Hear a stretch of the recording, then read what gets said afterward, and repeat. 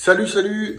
Bon, ici, je suis sur une installation très particulière. Une installation en monotube. Je vous montre ce que c'est. Give it to me like...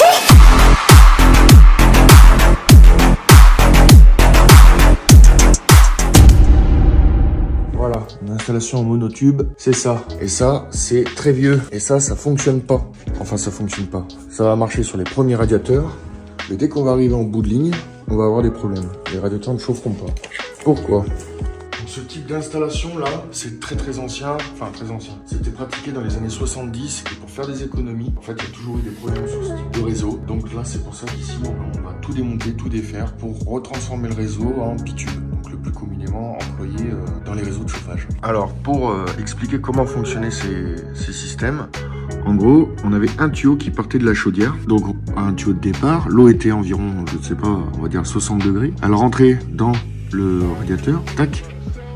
Ça venait remplir le radiateur, la chaleur était diffusée et elle ressortait, hop, tout de suite sur un autre tuyau pour repartir sur un autre radiateur. Donc ce qui fait que on avait environ 60 degrés en départ de chaudière, on part dans le premier radiateur qui lui va perdre de la chaleur, donc on va se retrouver à 50 et ensuite on part sur un autre radiateur pour faire la même chose et on va perdre à chaque fois 5-10 degrés sur chaque radiateur.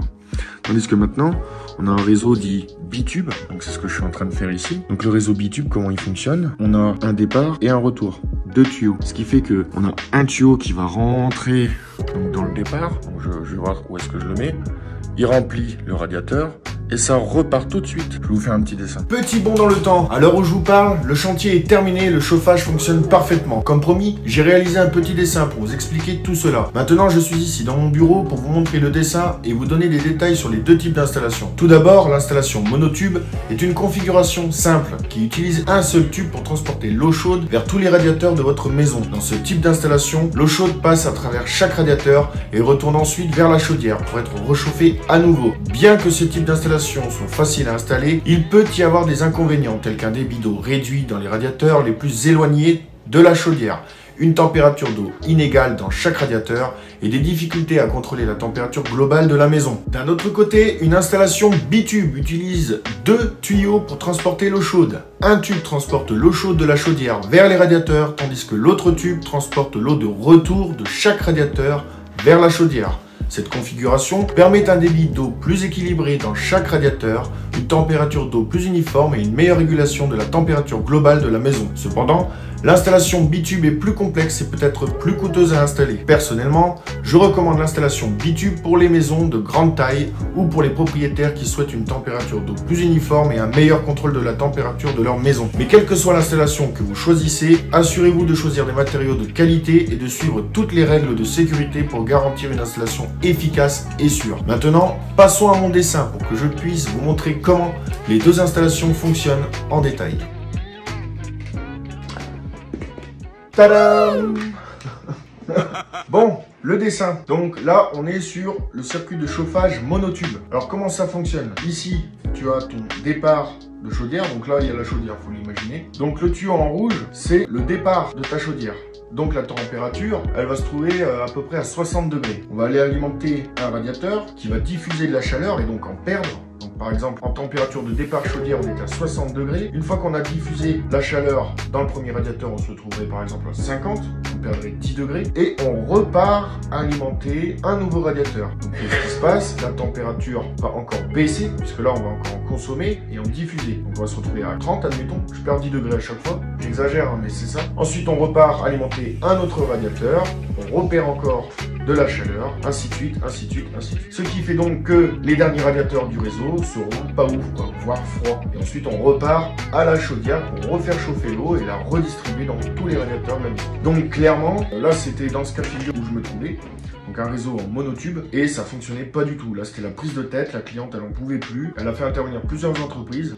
La première elle a fait un désembouage, ça n'a pas fonctionné. Le deuxième c'est moi-même. En fait j'y suis allé pour faire une régulation. Donc j'ai fait ma régulation au niveau de mes corps de chauffe ici et de mes départs. Malgré tout, ça n'a pas été très concluant. Elle m'a missionné pour changer la chaudière. Pareil, même résultat, donc on avait un petit peu de mieux, par contre les radiateurs chauffaient un peu mieux, mais il y avait encore des problèmes, il y avait des radiateurs qui ne fonctionnaient pas. D'ailleurs, je voudrais montrer Donc ça, c'est les matériaux qui ont été utilisés pour faire ce réseau en monotube.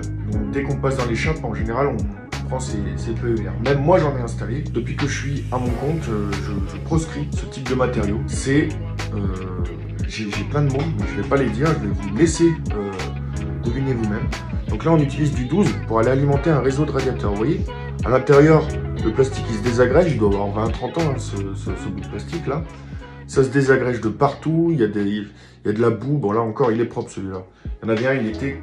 Enfin, quand je les ai démontés, ils étaient noirs, c'était plein de boue, c'était dégueulasse, alors que le désembouage avait été fait. On voit carrément que... Comment dire, le tuyau s'est désagrégé à l'intérieur. Il y a plein de bactéries, tout ça, c'est immonde. Tandis qu'un bout de cuivre, celui-ci, je ne sais pas si vous en souvenez, hein, il a servi pour la vidéo des emboîtures, des emboîtages avec la pince emboîtée. Bref, là quand on voit ce cuivre, le diamètre est beaucoup plus conséquent. Donc ça, c'est le plus petit diamètre qu'on utilise pour alimenter un radiateur. Donc, t'as qu'à voir. Hein.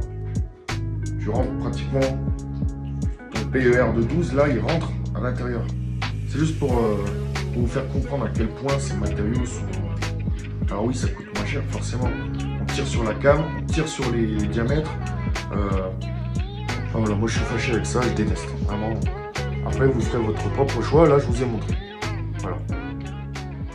Et maintenant, le réseau de chauffage bitube. Donc là, ça n'a plus rien à voir. Donc toujours deux tuyaux. Donc on a un départ, donc 60 degrés, qui va aller alimenter le premier radiateur. Donc ici, on se trouve à 60. Et quand il est alimenté, celui-ci, l'eau, plutôt que de repartir pour aller alimenter un autre radiateur, et ben elle repart tout de suite à la chaudière pour être réchauffée. Et on peut prendre n'importe quel radiateur, ça fonctionne de la même façon.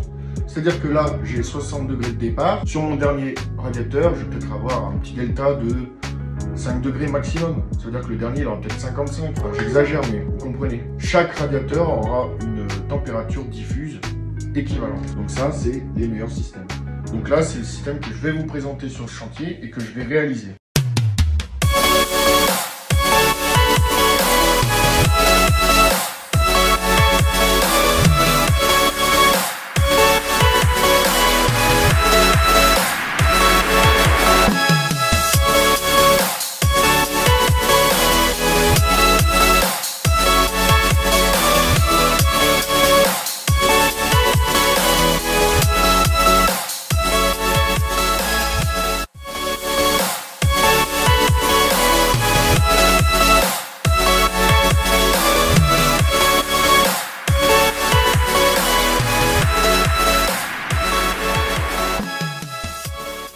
Et voilà, c'est tout pour aujourd'hui. J'espère que vous avez apprécié cette vidéo et que vous avez appris quelque chose sur les installations de chauffage. Si vous avez aimé cette vidéo et que vous souhaitez en voir plus, j'ai une bonne nouvelle pour vous. J'ai créé une playlist dédiée au façonnage du cuivre. Dans cette playlist, vous trouverez de nombreuses astuces et conseils pour vous aider à réaliser votre propre système de chauffage en cuivre. Que vous soyez un bricoleur expérimenté ou que vous cherchiez simplement à en apprendre plus sur le sujet, cette playlist est faite pour vous.